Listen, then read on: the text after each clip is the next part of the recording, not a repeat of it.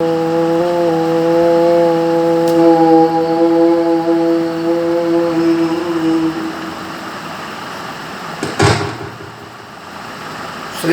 हनुमान सत्संग धाम ग्वालियर नित्य का सत्संग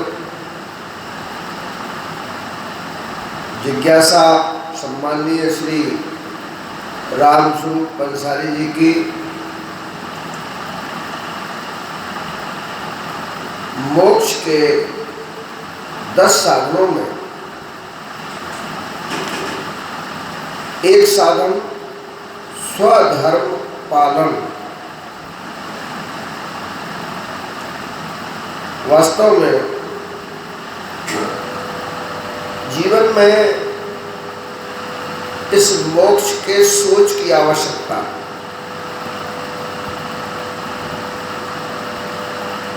यह मोक्ष न केवल वह बिंदु है जो मरने के उपरांत प्राप्त होता है, ऐसा नहीं है। लोग इसको शायद ये समझते रहते हैं कि मोक्ष तो मरने के उपरांत का फल है। इसलिए सबसे पहले ये समझने की आवश्यकता है कि भारतीय सनातन धर्म में जो कुछ भी है, उसके जितने भी सूत्र हैं, जितने भी सिद्धांत हैं, भारतीय संस्कृति है, भारतीय सभ्यता है, उस सबका हमारे भारतीय साहित्य दर्शन में जो उल्लेख है वो मानव के जन्म से ही नहीं बल्कि पूर्व जन्म से भी अगर कोई दुख का कारण है तो उसकी निवृत्ति होना, और वो किस पद्धति से प्राप्त कैसे होगा, छोटे छोटे सूत्रों और सिद्धांतों और क्रियाओं की गतिविधि से उल्लेखित किया गया है। और प्रारंभ से ही वे फल प्राप्त होने लगते हैं। बस आवश्यकता है इस बात की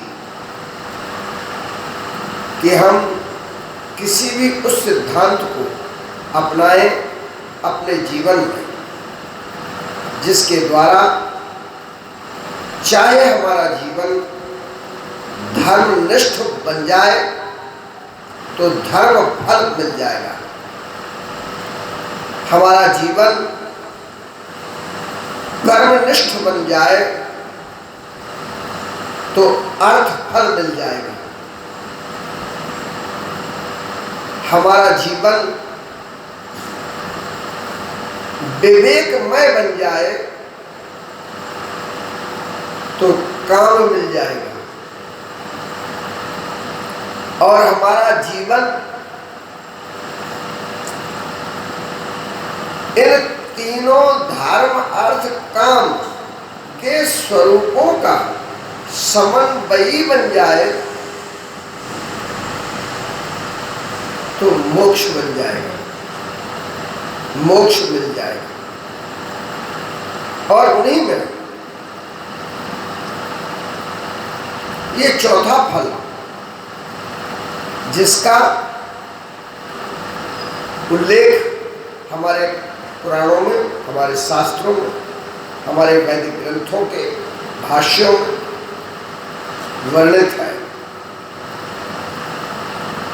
गीता में उल्लेख है, मानस में, रामायण में चारों फलों का वर्णन अलग अलग स्थानों पर अलग अलग तरीके से किया गया है।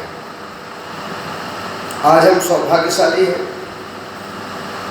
कि श्री हनुमान सत्संग धाम के होने वाले नित्य के सत्संग में नित्य की जिज्ञासा के साथ शास्त्रों पर हम और आप चिंतन करते हैं,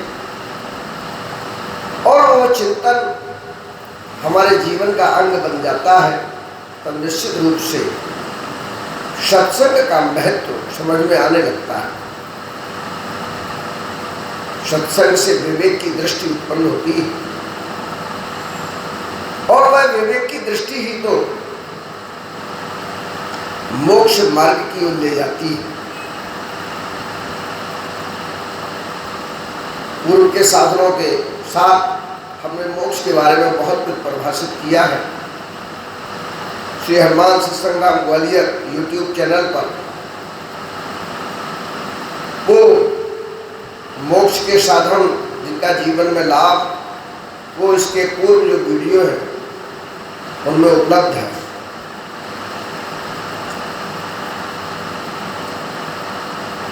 हमारे अंदर बहुत बुरी बुरी प्रवृत्तियां आपके जीवन में, सबके में, कुछ इस जन्म से ही नहीं बल्कि पूर्व जन्म के संस्कारों से भी आती हैं। उन्हें ही चित्त की वृत्तियां कहते हैं। और चित्त की वृत्तियां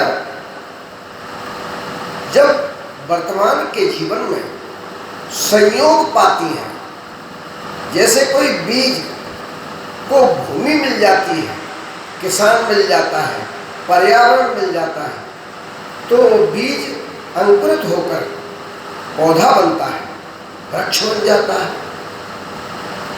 ऐसे ही हमारे पूर्व जन्म के संस्कार चित्त की वृत्तियों में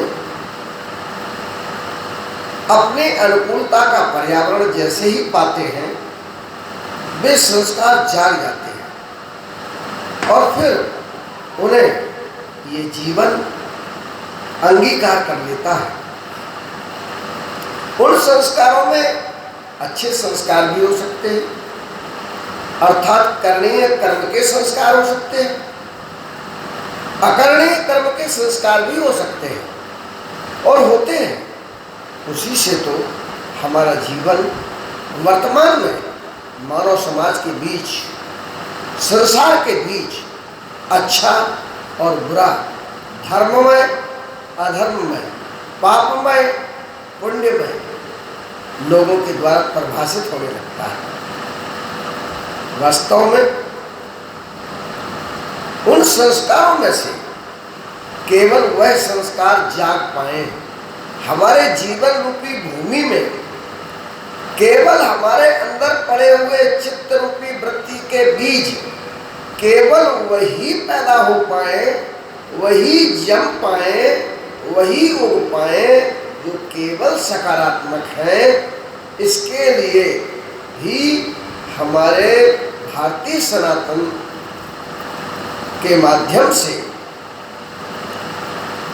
उन प्रवृत्तियों के लिए उन 10 साधनों को बताया गया है, जिससे सकारात्मकता के साथ साथ मोक्ष अर्थात जीवन में जो वृत्तियां लेके आए हैं वे प्रवृत्ति न बने।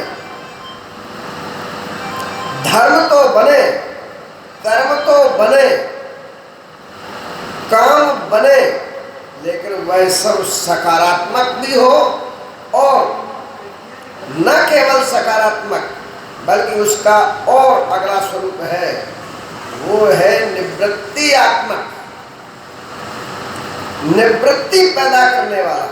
अर्थात न तो काम हमारी प्रवृत्ति बने और न धर्म हमारी प्रवृत्ति बने और न अर्थ हमारी प्रवृत्ति बने, और इसके बाद भी हमारा जीवन धर्ममय हो, हमारा जीवन कर्ममय हो, हमारा जीवन काममय हो।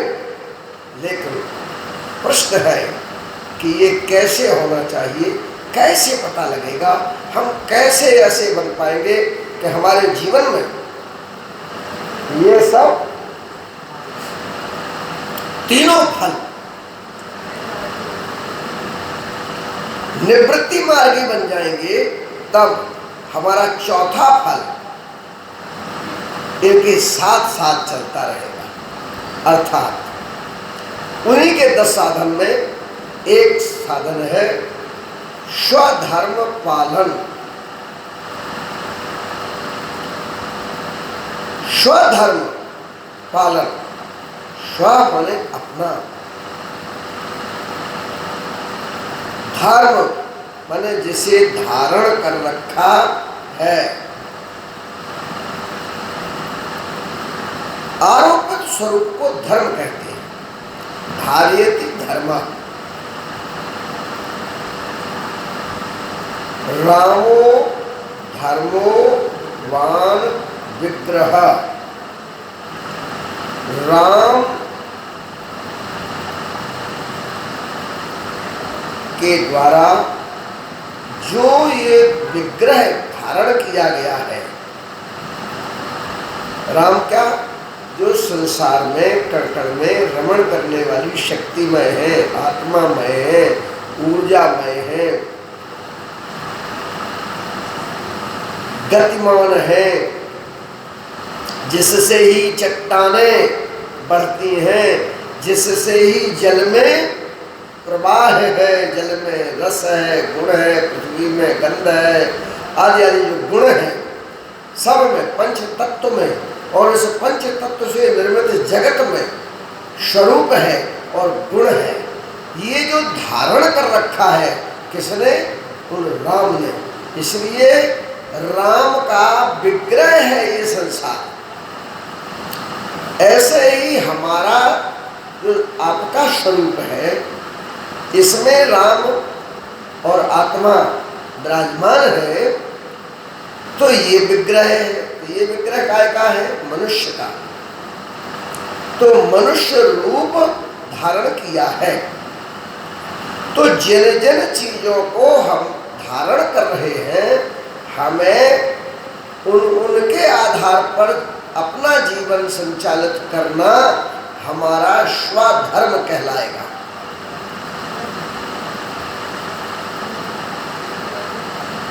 इसलिए परधर्मो भयावह कहा गया और स्वधर्म पालन की बात कही गई है।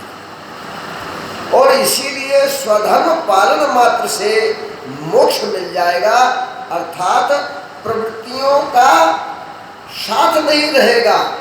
चित्त की वृत्तियों का कारण हमारे जीवन को दुखमयी संसार बनाने में नहीं हाथ होगा।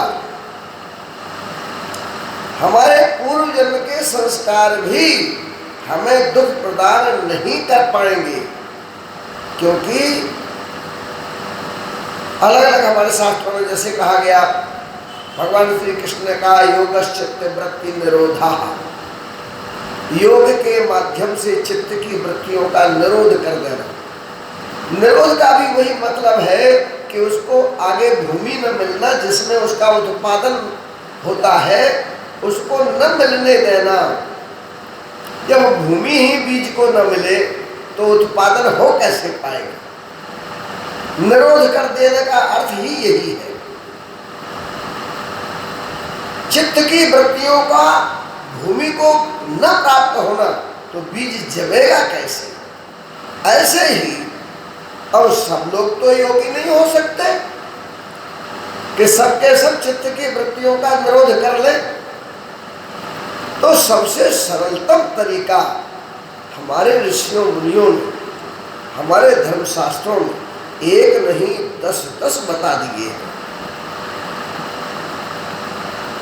उन्हीं में है स्वधर्म पालन, जो आज पंसारी जी का जिज्ञासु भाव है। स्व माने अपना, धर्म माने जिसको धारण किया है उसका पालन करना। तो पहला जो है, हमने धारण किया है मानव शरीर। तो मानव शरीर के धर्मों का जो इसके अंदर गुण है, गुणधारिता है, उस गुणधारिता का पालन करना और उस पर चलना।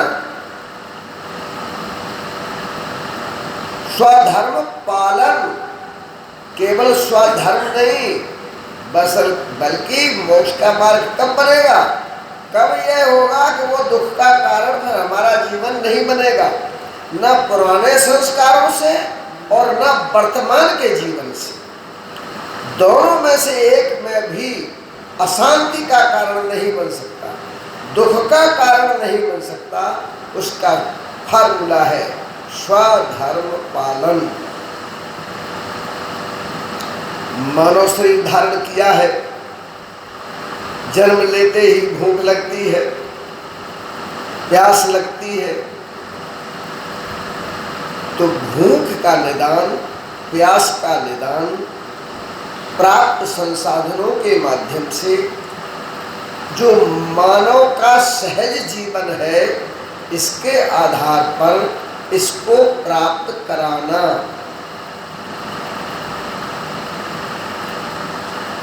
और इस शरीर में विसर्जन, उत्सर्जन, तमाम क्रियाएं हैं, उनको सबको समय पर करना। जैसे नित्य क्रिया है, अब आजकल के लोग तो 10 बजे सो के जग रहे, कोई 12 बजे जग रहे, कोई 8 बजे जग रहे, सूर्य का उदय ही नहीं देखा है। हमारे भारतीय सनातन धर्म में, हमारी संस्कृति में सूर्य के उदय होने से पहले जागना, हमारे धर्मशास्त्रों में वर्णन है। नित्य नैमित्तिक क्रिया, उसका पालन करना। अगर हमें नहीं आता, वैसे तो परमात्मा ने इस शरीर को ऐसा बनाया है कि इसको अगर आप सहज रूप से इसका उपयोग करेंगे, ये रथ है, इसे धारण किया है, ये बोझ नहीं बनना चाहिए। धारण का अर्थ ये नहीं है अगर आपने कपड़ा पहन लिया और अगर कपड़े कुर्ता पहना है, बनियान पहनी, तो ये बोझ नहीं लगना चाहिए, ये भारी नहीं लगना चाहिए। ऐसे ही हमारा जीवन भार स्वरूप नहीं बनना चाहिए। अर्थात जब नित्य नैमित्तिक कर्म को समय से नहीं करते हैं, तो यही शरीर भार लगने लगता है। कभी पेट अलग प्रकार से भारी दिखाई देने लगता है, कभी कुछ, कभी कुछ, कभी कुछ। अर्थात हमारे धर्म की बात अगर है तो हमारा धर्म है सत्य सनातन धर्म। उसी का स्वरूप है, उसी के ऊपर चलने वाला अंगात्मक स्वरूप लेकर के आगे बढ़ने वाला हिंदू धर्म है। ये अलग बात है कि जो लोग दूसरे और भी अपने धर्म को मानते हैं, हम उनके बारे में कोई चर्चा नहीं करना चाहते, क्योंकि परधर्मो भयावह। हम उनकी निंदा नहीं कर रहे कि उनके धर्म में क्या कमी है, हम ये क्यों कहें, क्योंकि हम उसको पालते नहीं और हमें पालना भी नहीं चाहिए। स्वधर्म पालन करना चाहिए। तो सबसे पहला है मानव धर्म। मनुष्य की मानवता को बढ़ाना। हमारे इंद्रियों में जो गुण है, उन गुणों को सकारात्मक दिशा में अग्रसर करना।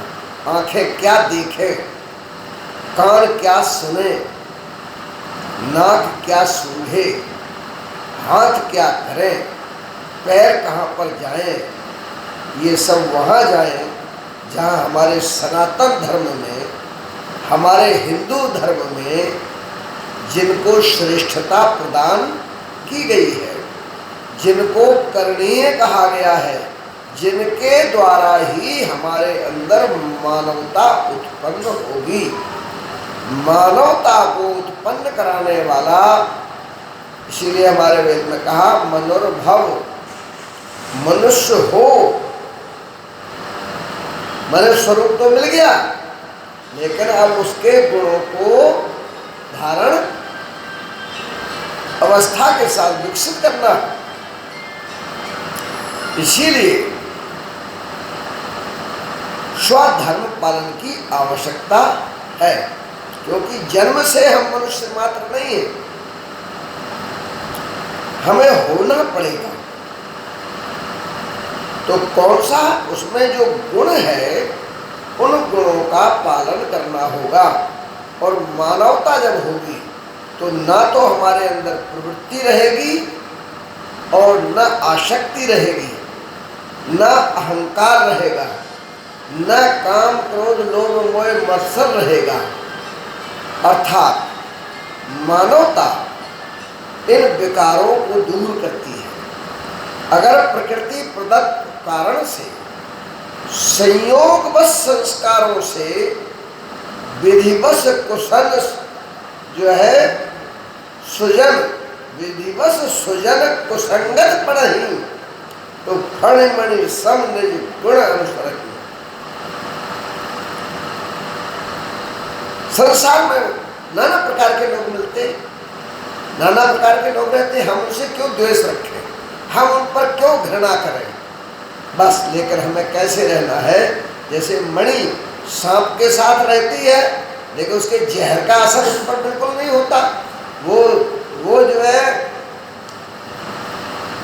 क्रोधमय नहीं है, उसका अपना निजी गुण है। ऐसे ही हमारे अंदर आत्मा हमारे इस शरीर में रह रही है, इस संसार में रह रही है, हमारा वह तत्व इस देह में रह रहा है, इस संसार में रह रहा है, लेकिन उस पर कैसे असर नहीं होना चाहिए।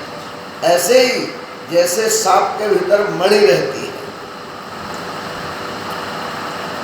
तो मानव धर्म का पालन कराने के लिए हमारे सनातन साहित्य में, हमारे हिंदू धर्म साहित्य में जितने ग्रंथ हैं उनमें सब में वह वर्णन मिलता है।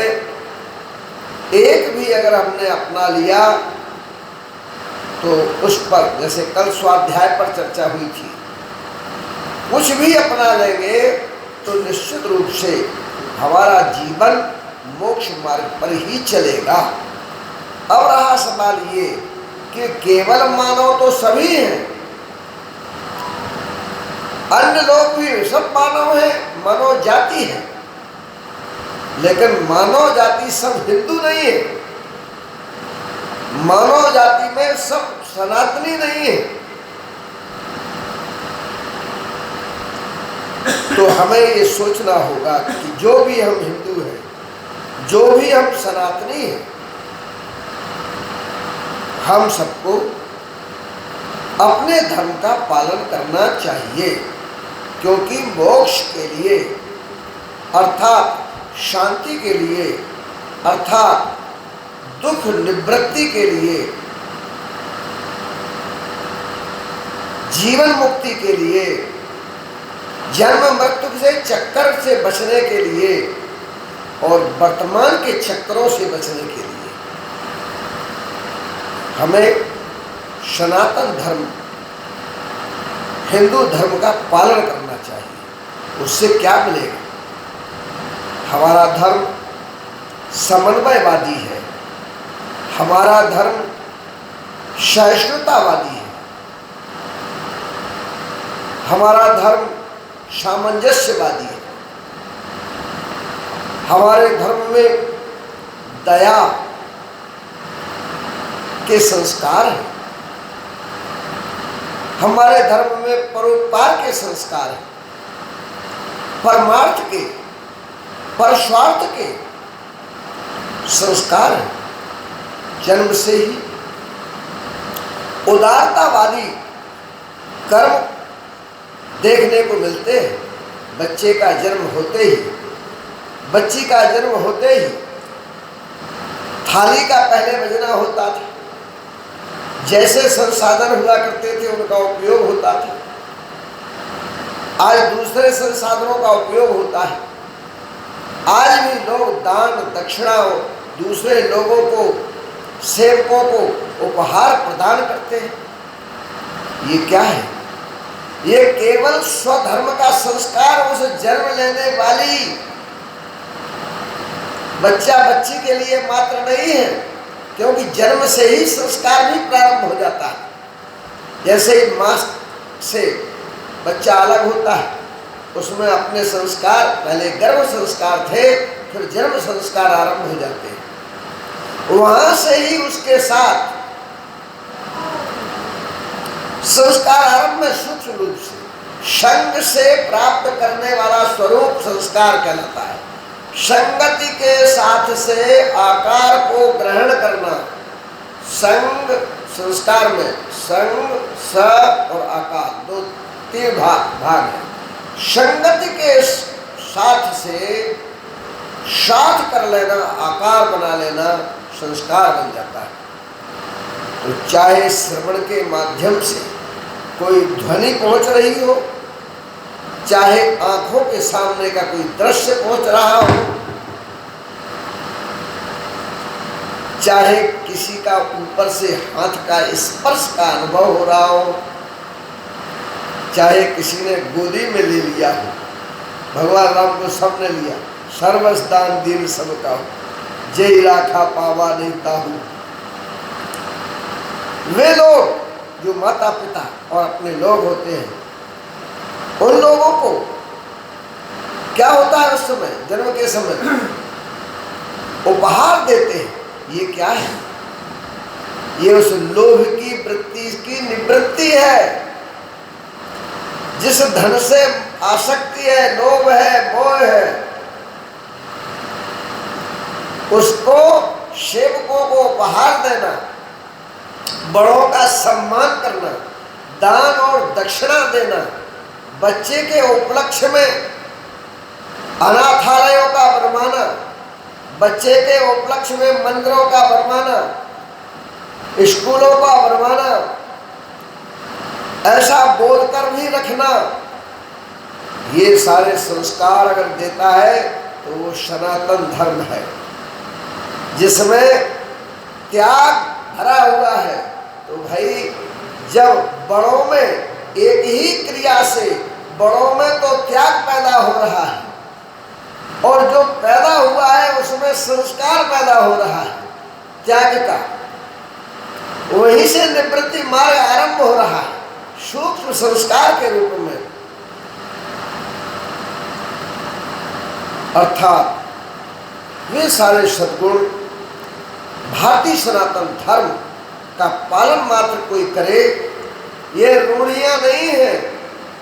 रूढ़ियां भी बता दो कौन बनता है। आज के लोग परिभाषित करना समझ ले। रूढ़ियां, परंपराएं, मान्यताएं वे बनती हैं जो हर काल में शाश्वत सत्य रहती हैं। वही संस्कृति का हिस्सा बनकर, रूढ़ियां बनकर हमारे आपके समाज के बीच रहती हैं। कोरोना में देखा छुआछूत नहीं था। छुआछूत किससे था? उस कर्म से था जिस कर्म के माध्यम से जो है लोगों को स्पर्श करने से एक दूसरे पर वायरस, बैक्टीरिया जाने की संभावना थी। मैं कहना चाहता हूं, आज भी क्या कर्म संस्कार नाम बदल देने से क्या वो कर्म बंद हो गया है?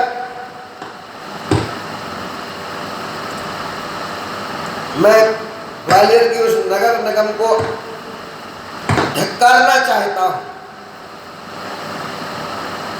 जिसमें अभी एक घटना हुई थी,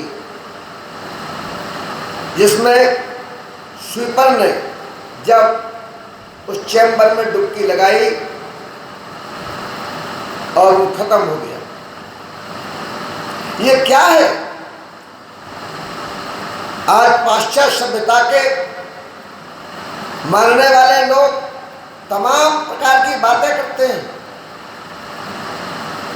कहते हैं तब स्वीपर के साथ अन्याय था। ऐसे कोई भारतीय संस्कृति नहीं थी जिसमें स्वीपर लोग मेले में डुबकी लगाएं। मैं आज के इस नियंत्रण को, इन नियमों को मैं कैसे विकास करूं? भारतीय संस्कृति का पालन न होना, भारतीय सनातन धर्म का पालन न होना, ये विकृत इसका स्वरूप है। मनमौजी ढंग से किसी समूह को कुछ भी निर्णय ले लेना, ऐसे अधिकार प्राप्त होना, ये भारतीय सनातन धर्म का फसल में खरपतवार की तरह है। आज सरकारों में हिंदू धर्म, सनातन धर्म के सिद्धांतों की अवहेलना करना और ऐसे सार्वभौमिक सिद्धांत बना देना जो ना तो प्रजा के लिए अनुकूल है और न विकास के लिए। भारतीय सनातन धर्म में ऐसा नहीं था। ऐसे एक उदाहरण नहीं है, मैंने तो एक उदाहरण दिया है। अगर भारतीय सनातन धर्म का पालन होता तो मानवता जीवित रहती। आज जो दरिद्रगी हो रही है, ये संस्कार पाश्चात्य सभ्यता के, ये हिंदू सनातन धर्म का अगर पालन होता तो आज जो हमारे यहाँ कन्या पूजा की परंपरा रही, अगर वे संस्कार रहते तो किसी भी बच्चे के अंदर से लेकर और बूढ़े तक के अंदर भी उस कन्या, उस लड़की, उस बहू और उस बेटी के प्रति अपवाद अलग चीज है। अपवाद तो हमारे धर्मशास्त्रों में भी वर्णित है, और जिन्होंने अपवाद स्वरूप अगर कोई कर्म किया तो वे समाज से त्याज्य हुए, और आज भी इतिहास उनको धिक्कारता है। आज भी धर्म ग्रंथों में चाहे वो देवता रहे हो, उनकी भी निंदा वर्णित है हमारे धर्मशास्त्रों में, और इसीलिए वो वर्णित है कि भविष्य में कोई इसे और न दोहराए। अगर स्वधर्म पालन कोई करे तो स्वधर्म पालन से अपने संस्कृति, अपनी सभ्यता, अपने संस्कार, इनके साथ जब जीवन बढ़ता है तो विकृत नहीं होता, प्रवृत्तिवान नहीं बनता। हमारा स्वधर्म पालन होना भारत की पहचान है। भारत विश्व गुरु की बात, भारत के सनातन की बात, चाहे कोई भी मतमतांतर हो, हमारे भारतीय सनातन धर्म में से गंगा में से गंगा जली की तरह भरकर दूसरे जल में मिला लेने से मात्र वो गंगा नहीं बनेगी। ये अलग बात है कि गंगा उसमें है